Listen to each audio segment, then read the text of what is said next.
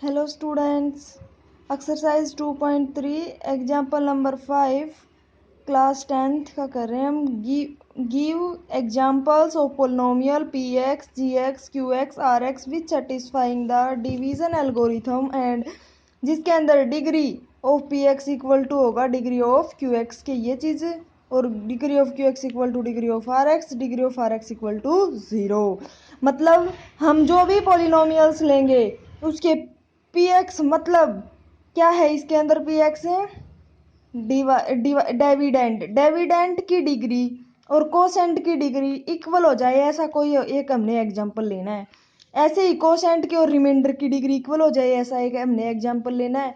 और are x की degree 0 हो जाए, ऐसा एग्जांपल लेना है हमें। तो हम क्या करके चलेंगे, एग्जांपल लेके चलेंगे।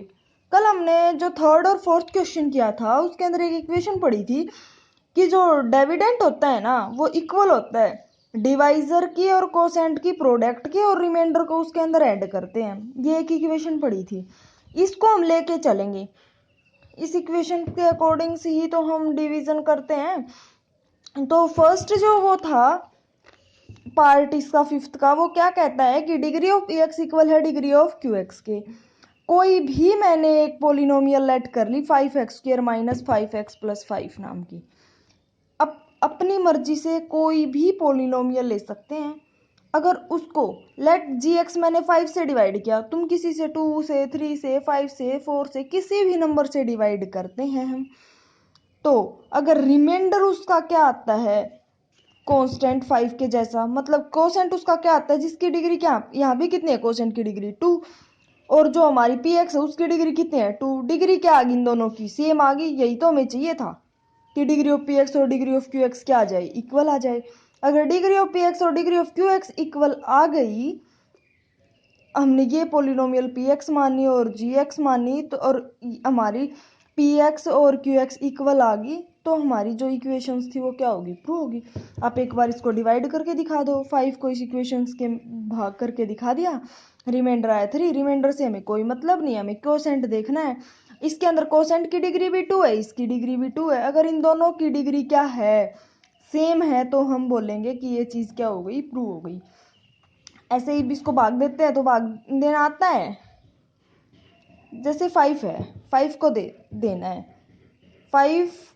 5x² लेके आना है हमें यहाँ पे, तो क्या किस चीज़ से मल्टीप्लाई करें कि 5x² बन जाए, 5 को x² से मल्टीप्लाई करेंगे तभी तो 5x² बनेगा। तो यहाँ पे x² से क्या कर दिया, मल्टीप्लाई कर दिया, फिर साइन चेंज कर दिया, ये दोनों कैंसिल हो जाएंगे, एक प्लस का एक माइनस का है। अब यहाँ पे क्या है, माइनस का 5x+9, तो यहाँ पे 5 है और माइनस का 5x लाने के लिए किससे मल्टीप्लाई करनी पड़ेगी, -x से।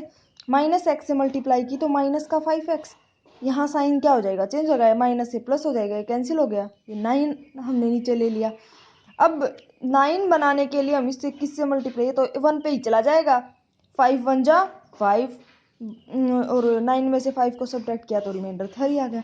तो हमारा कोसेंट्स की डिग्री क्या आई, यहाँ पे 2 आई, और पोलिनोमियल्स की डिग्री भी क्या है, 2 है, सेम डिग्री है, तो ये क्वेश्चन क्या हो गया, प्रूव हो गया। यही निकालना था। सिमिलरली इसका जो सेकंड पार्ट है वो निकाल लेंगे हम। सेकंड पार्ट के अंदर हमें क्या निकालना है कि डिग्री ऑफ जो क्यू एक्स, कोसेंट की और रिमाइंडर की डिग्री क्या आनी चाहिए, सेम आनी चाहिए। तो क्या कर लिया मैंने, लेट कर लिया polynomial P x 2x² minus 4x+3 और जी एक्स लेट कर लिया x² माइनस 2x+1। अगर इसी डिग्री की तो ये पोलिनोमियल है, और इसी डिग्री की पोलिनोमियल से हम डिवाइड करेंगे तो ये x वाली चीज तो कैंसिल ही हो जाएगी, क्या बचेगा, केवल कांस्टेंट टर्म। और कांस्टेंट टर्म से यहाँ पे मल्टीप्लाई कर रखा है, तो कोसेंट और रिमाइंडर दोनों क्या है, कांस्टेंट है, तो डिग्री क्या हो गई, इनकी सेम हो गई। तो यही हमें क्या करना था, प्रूव करना था। अगर इन दोनों की डिग्री क्या हो गई, सेम हो गई, तो हमारा क्वेश्चन भी क्या हो गया, प्रूव हो गया। ऐसे ही इसके अंदर दे रखा है कि डिग्री ऑफ आर एक्स क्या हो, 0 हो। तो ऊपर वाले एग्जाम्पल के अंदर भी क्या है, आर एक्स की डिग्री क्या है, 0 और क्यू एक्स की डिग्री भी क्या है, 0। ये भी तो एग्जाम्पल ले सकते हैं, सेम एग्जाम्पल इसके अंदर भी वर्क कर जाएगा, सेम एग्जाम्पल इसके अंदर भी वर्क कर जाएगा, क्योंकि डिग्री ऑफ आर एक्स इसके अंदर क्या है, 0 ही तो है। इसको मान लो हम x की पावर 0 से मल्टीप्लाई कर दें, तो रहे x की पावर 0 का क्या मतलब है, 1 ही तो है इसका मतलब। और 1 को 1 से मल्टीप्लाई करते हैं तो 1 ही रहता है, तो इसकी भी डिग्री क्या है 0 है और इसकी भी डिग्री क्या है 0 है, इससे तो कोई फर्क नहीं पड़ेगा। तो इस वजह से ये एग्जाम्पल है, यही same example degree R X equal to 0 के लिए क्या है ठीक है। क्वेश्चन नंबर 5 आ गया समझ सभी को। अब हम करेंगे चैप्टर नंबर 3। इसके अंदर क्या है कि pair of linear equation in two variable, ये चैप्टर का नाम है कि हम कोई भी लीनियर इक्वेशन लेंगे, किसके अंदर लेंगे वो पेयर के अंदर, मतलब हम दो इकट्ठी इस चैप्टर के अंदर हर बार जब हम पोलिनोमियल्स लेंगे तो वो पेयर में लेंगे, दो दो पोलिनोमियल्स लेंगे और उसके अंदर वेरिएबल भी कितने होने चाहिए दो दो होने चाहिए। पेयर का मतलब दो ही तो होता है जोड़ा, कि मतलब हम जब भी दो पोलिनोमियल्स लेंगे दो वेरिएबल के अंदर दो ही पोलिनोमियल्स लेंगे, इस चैप्टर्स के अंदर दो दो पोलिनोमियल पे बेस है ये चैप्टर।